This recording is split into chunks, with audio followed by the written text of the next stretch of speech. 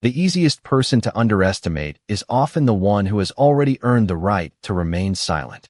Rain drifted across the wide concrete plaza outside the Metropolitan Police Department headquarters as gray clouds settled over the city, turning the late afternoon into a scene that felt quieter than it should have been.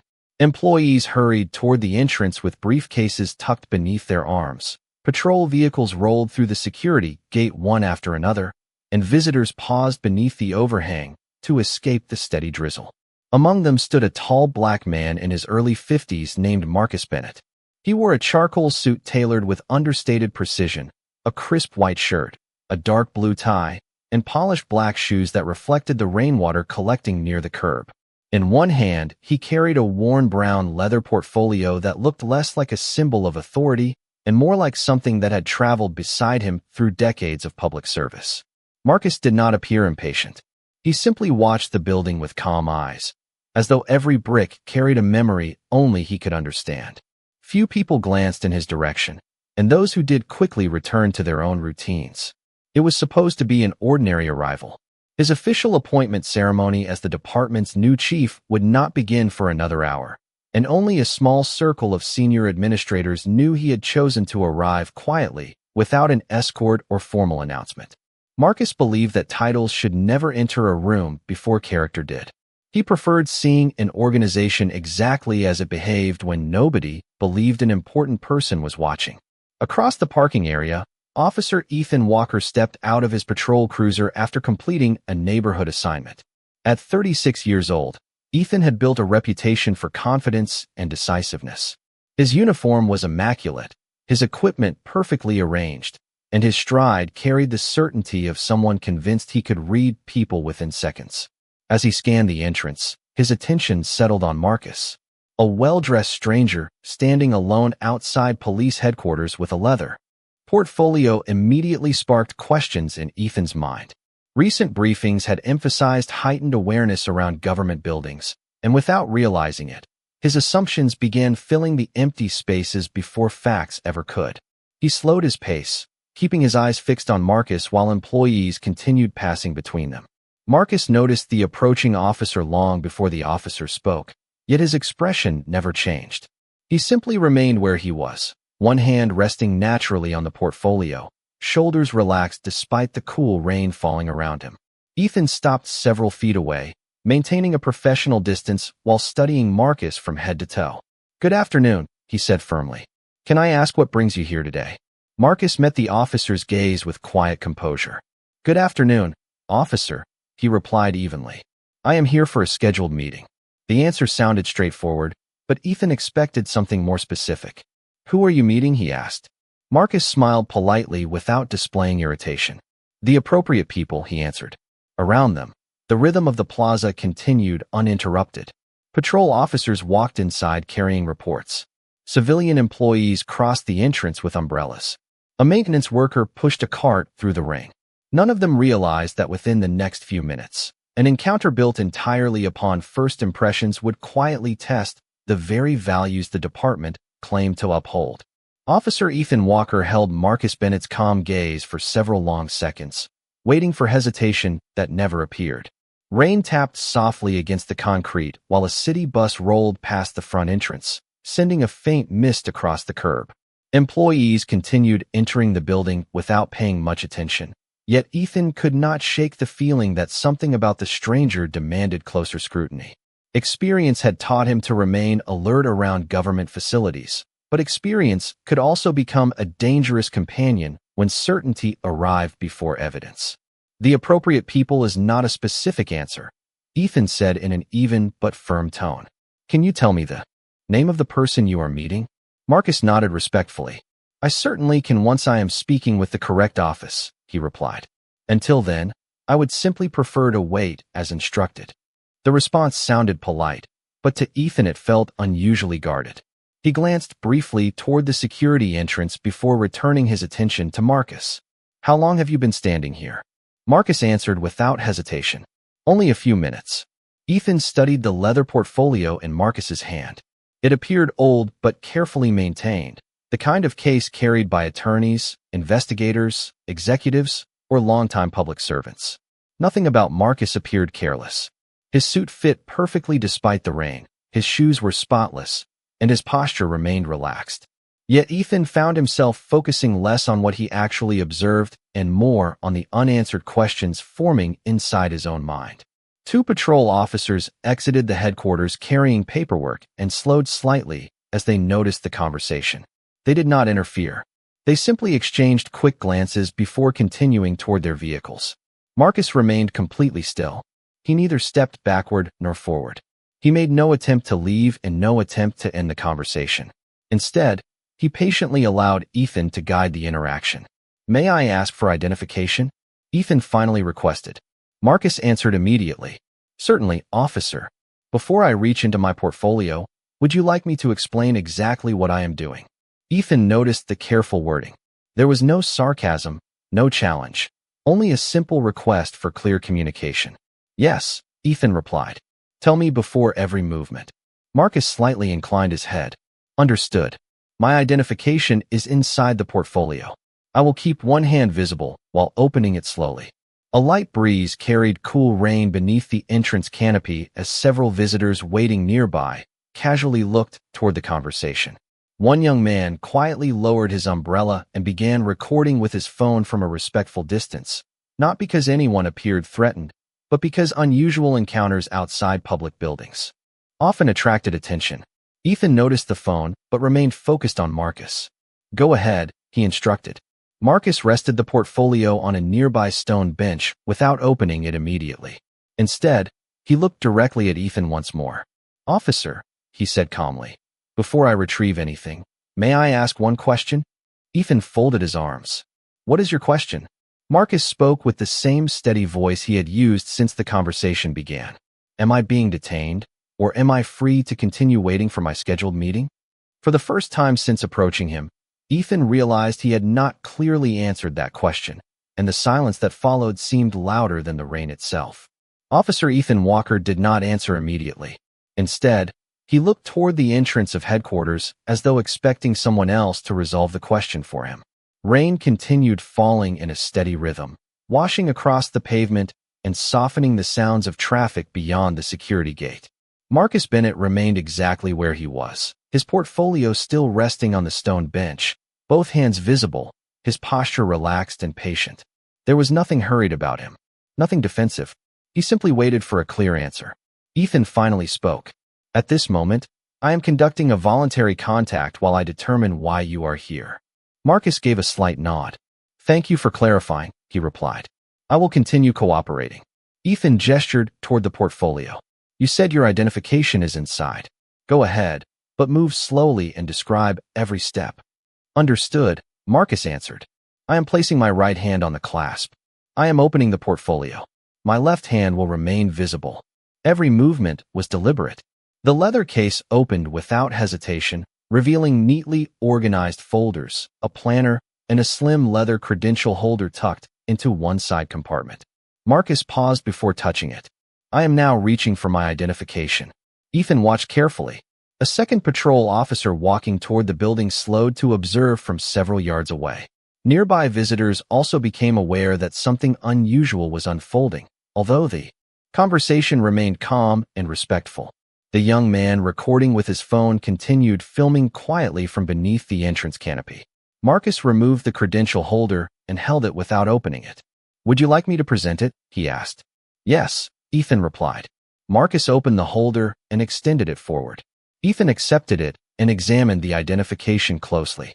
The photograph matched the man standing before him. The seal appeared authentic.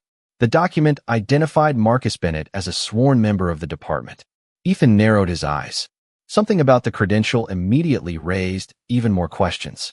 The rank displayed was unlike what he expected to see, yet it did not fit the image he had already formed in his mind. Instead of allowing the document to challenge his assumptions, he searched for reasons to doubt it. "Where did you get this?" Ethan asked. Marcus answered with complete composure. "It was issued through the department." Ethan looked again, then back at Marcus. "I'm going to need to verify this." "Of course," Marcus said. "Professional verification protects everyone involved." The simple response caused the second officer to glance toward Marcus with quiet curiosity. There was no irritation in his voice, no attempt to rush the process, and no complaint about being questioned. Ethan stepped several feet away and lifted his shoulder radio. He requested dispatch to verify the identification number and employee record. The dispatcher acknowledged the request and asked him to stand by. Several seconds passed. Then another 30. The ordinary sounds of the plaza returned. Automatic doors opened and closed. Tires rolled across rain-soaked pavement. Employees greeted one another as they entered the building, completely unaware that a routine verification request had quietly begun moving through internal records. Marcus remained motionless beside the bench, looking toward the headquarters with the same calm expression he had worn since arriving. Ethan checked the credential once more, convinced that within moments dispatch would explain the inconsistency he believed had to exist. Neither man realized that the response, traveling back through the radio, would soon change the entire direction of the afternoon. The silence stretched long enough for Ethan Walker to glance at the display on his radio more than once. Dispatch had acknowledged the verification request immediately, yet the response seemed to be taking longer than expected. Marcus Bennett waited without the slightest sign of impatience, his portfolio resting open on the bench exactly where he had placed it. His identification remained in Ethan's hand, untouched except for the careful examination that had already been repeated several times. The second patrol officer, Daniel Hayes, quietly stepped closer after noticing the unusually long verification. He did not interrupt. He simply stood nearby with the calm posture of someone observing routine procedure. "Everything all right?" Daniel asked. Ethan nodded without taking his eyes off the credential. Still waiting on confirmation. Daniel looked briefly toward Marcus, who acknowledged him with a polite nod before returning his attention to the headquarters entrance. The rain had begun to ease, leaving only a light mist drifting through the plaza. Visitors continued walking into the building, while several employees exiting the headquarters slowed their pace, sensing that something important was unfolding even though no raised voices could be heard. The young man recording from beneath the canopy remained at a respectful distance, and another passerby quietly paused beside him, curious but careful not to interfere. Suddenly, Ethan's shoulder radio came alive. "Unit 12, dispatch." Ethan immediately responded. "Go ahead." There was a brief pause before the dispatcher continued in an unusually measured voice. "Please confirm the identification number you transmitted." Ethan read it once more directly from the credential. "Confirmed," the dispatcher replied. Another short silence followed. Ethan frowned slightly. "Dispatch, do you have verification?" The answer did not come immediately. Instead, the dispatcher spoke with noticeable care. "Stand by. Command staff has requested that this verification remain open while additional internal confirmation is completed." Ethan exchanged a puzzled glance with Daniel. It was uncommon for a routine employee verification to involve command staff. Daniel quietly asked, "Did they say command?" Ethan nodded almost imperceptibly. Marcus remained completely composed.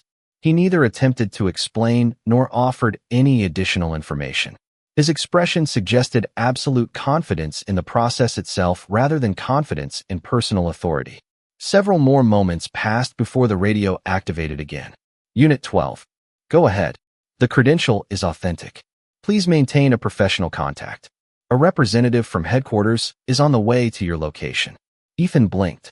"Can you clarify the employee assignment?" Another brief pause followed before the dispatcher answered carefully. "Negative.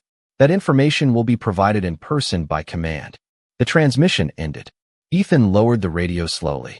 He had expected a simple confirmation followed by an ordinary explanation, yet the response had produced even more uncertainty. Daniel looked toward Marcus again, studying him with fresh curiosity rather than suspicion. "Sir," Daniel said respectfully, "thank you for your patience." Marcus smiled faintly. "Verification exists for a reason," he replied.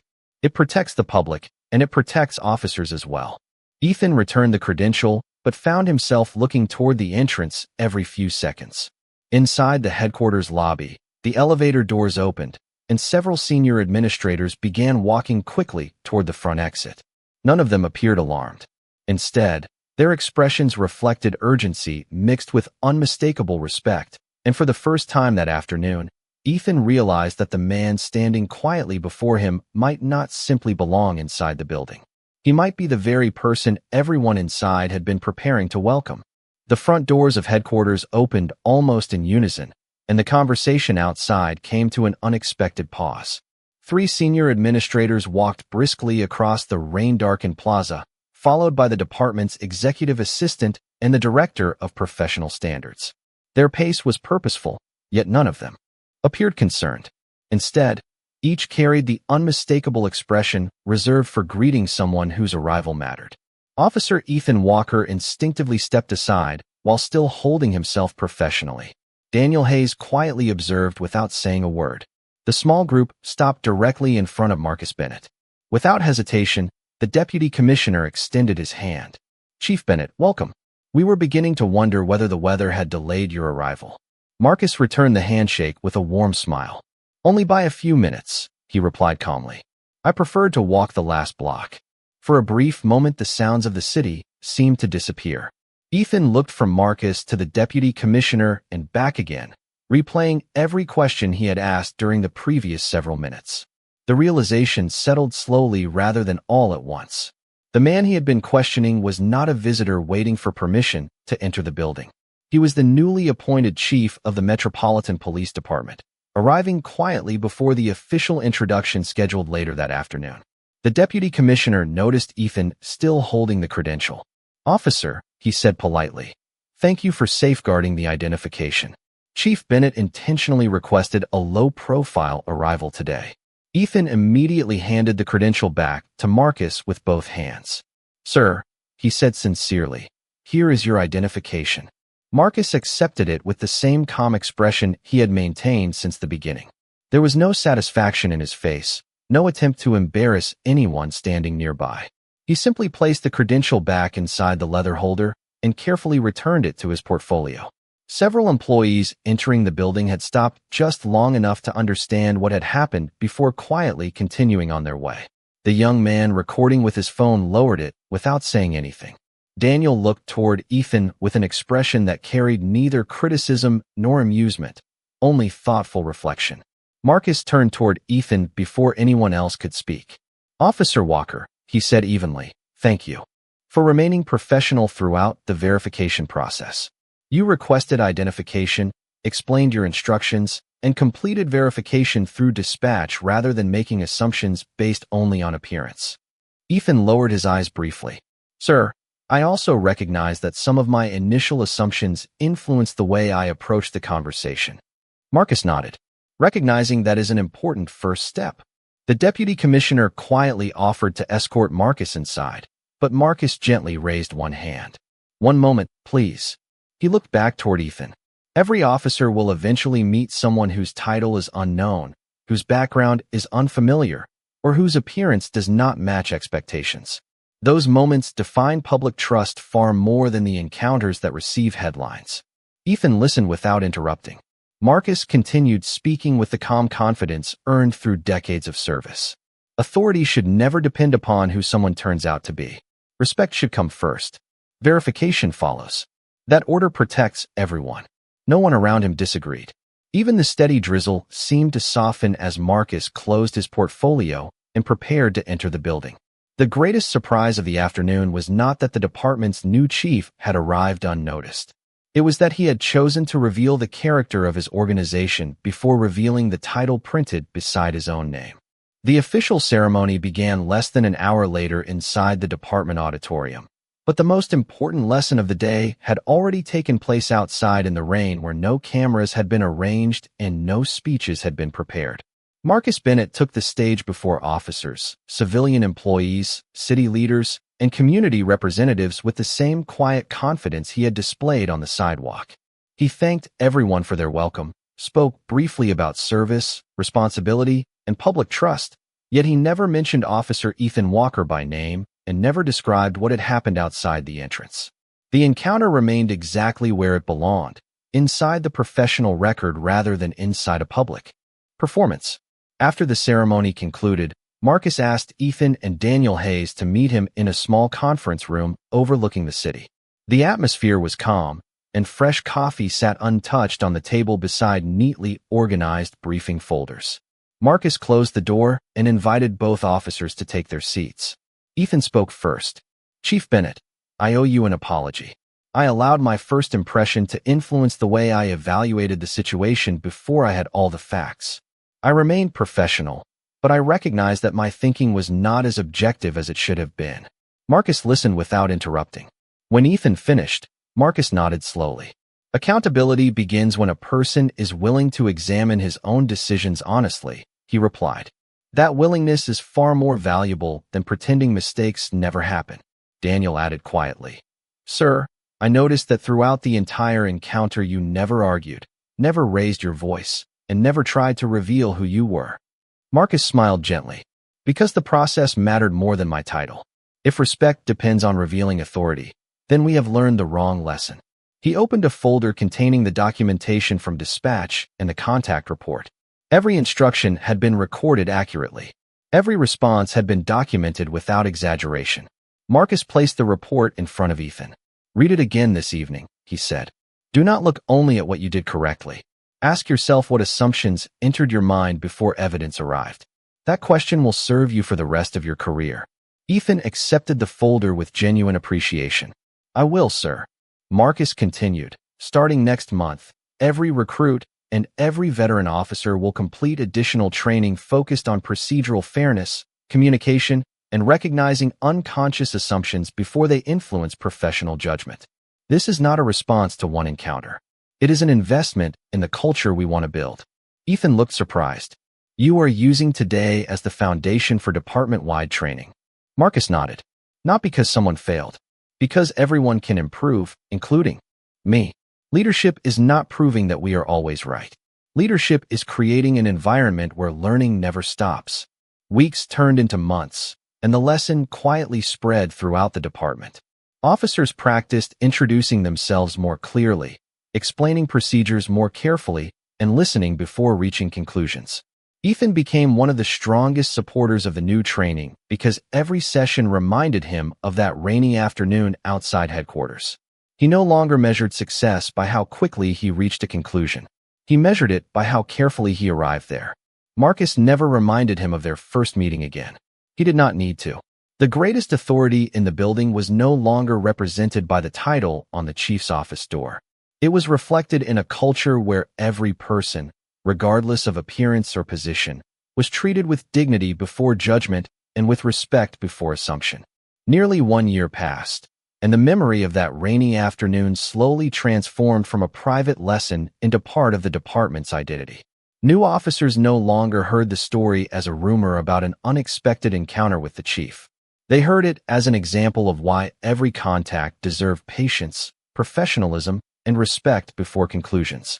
Officer Ethan Walker often stood in front of academy recruits during procedural fairness workshops, not because he had become perfect, but because he was willing to describe the day he discovered how quickly confidence could become assumption. He never hid his role in the encounter, and he never tried to soften the uncomfortable parts. The facts were available, he would tell each class. My responsibility was to find them before allowing my first impression to become my final judgment. Marcus Bennett occasionally attended those sessions without announcing himself beforehand. He usually sat in the back row listening quietly while recruits discussed communication, constitutional procedure, and community trust. He rarely interrupted. When he did speak, his words were remarkably simple. "Every person you meet is carrying a story you cannot see. Your badge gives you authority to act. It never gives you permission to stop listening." Those sentences gradually became part of the department's culture. Officers began explaining the reason for routine contacts more clearly. Supervisors encouraged questions instead of immediate conclusions. Complaints related to discourteous interactions steadily declined, while community meetings became less defensive and more productive. The changes were not dramatic overnight victories. They were hundreds of small professional decisions repeated every single day. One crisp autumn morning, Ethan responded to a call near a neighborhood library where an elderly man had been reported lingering near the entrance before opening hours. A year earlier, Ethan might have approached with quiet suspicion already shaping his expectations. Instead, he walked forward with an open posture and introduced himself before asking any questions. The elderly man smiled warmly and explained that he volunteered every Thursday to organize donated books for children. His volunteer identification had accidentally been left inside the library by the staff the previous evening. Ethan thanked him for explaining the situation, contacted the librarian, confirmed the information within minutes, and even helped carry several heavy boxes through the front door after the building opened. As Ethan returned to his patrol vehicle, he realized how ordinary the entire interaction had been. No misunderstanding had developed because no unnecessary assumptions had been allowed to grow. Later that afternoon, Marcus happened to review the daily community activity summaries. The brief report describing Ethan's respectful contact caught his attention. There was nothing extraordinary about it, and that was exactly what pleased him. True leadership was never measured only by moments of crisis. It revealed itself most clearly during ordinary conversations that ended with mutual respect instead of unnecessary conflict. Before leaving headquarters that evening, Marcus looked through the office window toward the same entrance where he had first arrived, carrying nothing more than a leather portfolio and quiet confidence. The sidewalk looked unchanged, yet everything around it felt different because the people walking across it had changed. Buildings do not create justice. Policies alone do not create trust. People do. And sometimes the strongest lesson a leader can teach begins long before anyone knows who the leader really is. As the second year of Marcus Bennett's leadership approached, the department no longer measured success only through crime statistics or response times.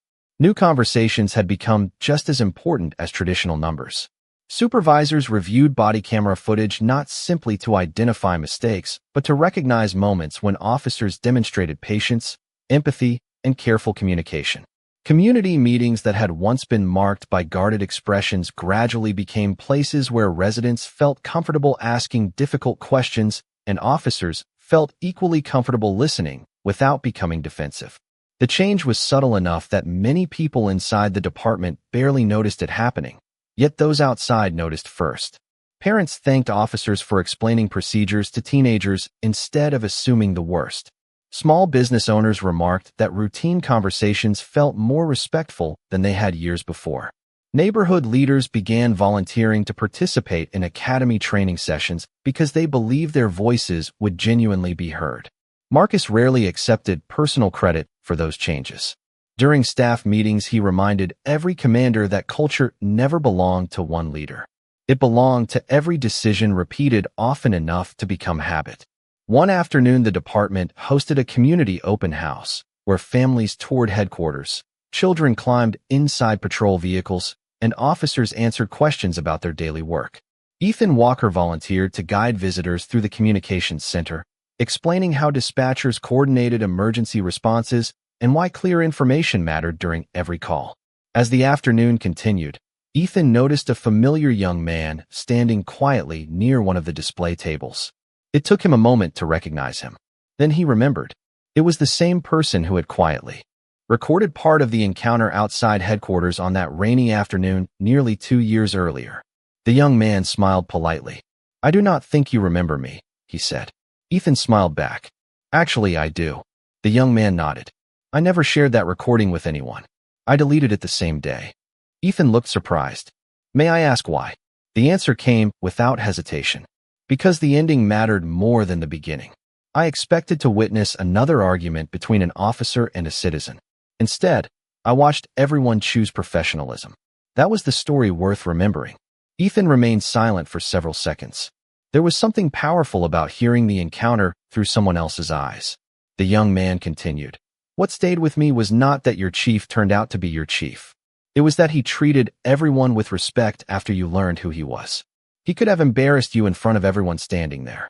He chose to teach instead." Ethan nodded slowly. "He taught all of us." Across the lobby, Marcus happened to notice the brief conversation but made no effort to interrupt. He simply watched for a moment before continuing toward another group of visitors waiting to ask questions. That quiet distance reflected the same philosophy he had carried since his first day. Leadership was not standing at the center of every meaningful moment. Sometimes leadership meant allowing others to recognize their own growth without needing applause.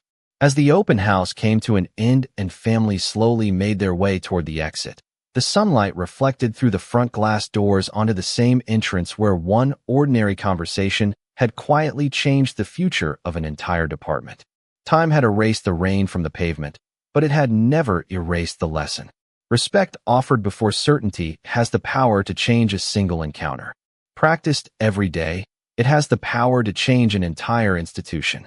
Several years later, visitors walking through the front entrance of Metropolitan Police Department headquarters often paused beside a simple framed statement displayed in the main lobby.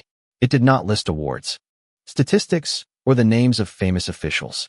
Instead, it contained only a few carefully chosen words approved by Chief Marcus Bennett during his first year in office. The message reminded every officer, employee, and visitor that dignity should never depend upon appearance, title, or assumption. People rarely knew the story behind those words, yet their influence could be seen throughout the building every single day. New recruits learned from experienced officers who understood that listening was not a sign of weakness, but a mark of professional confidence. Supervisors praised careful judgment as often as quick action. Community members walked through the same doors carrying concerns, questions, and sometimes frustration, but they were greeted with patience instead of impatience, and with explanation instead of unnecessary suspicion. Officer Ethan Walker eventually became a field training officer responsible for helping young recruits navigate their first months in uniform. During nearly every training cycle, he brought them to the front entrance before their first patrol shift. He never pointed toward the framed statement immediately. Instead, he asked each recruit to spend one quiet minute observing the people walking into headquarters. Parents carrying children, attorneys with briefcases, maintenance workers pushing equipment carts, detectives arriving early for investigations, volunteers delivering donated supplies, teenagers attending youth programs. Every one of them has a story, Ethan would say. Your responsibility is to learn the facts before your imagination writes the rest. Those words stayed with many of the recruits long after graduation. Marcus continued leading with the same calm presence that had defined his very first day. He rarely spoke about the afternoon he arrived alone carrying a worn leather portfolio. He did not need to. The lesson had become part of the department itself. One rainy evening, after most employees had already gone home, Marcus walked through the quiet lobby and stopped briefly near the entrance. Outside, rain fell gently across the sidewalk exactly as it had on the day everything began. Ethan happened to be finishing his shift and noticed the chief standing there. He walked over with a respectful smile. Funny how the rain always brings back that memory, Ethan said. Marcus looked through the glass doors before answering. The rain was never the important part. Ethan smiled. No, it was the choice we made afterward. Marcus nodded. Every day gives us another opportunity to make that same choice. Neither man spoke again for several moments.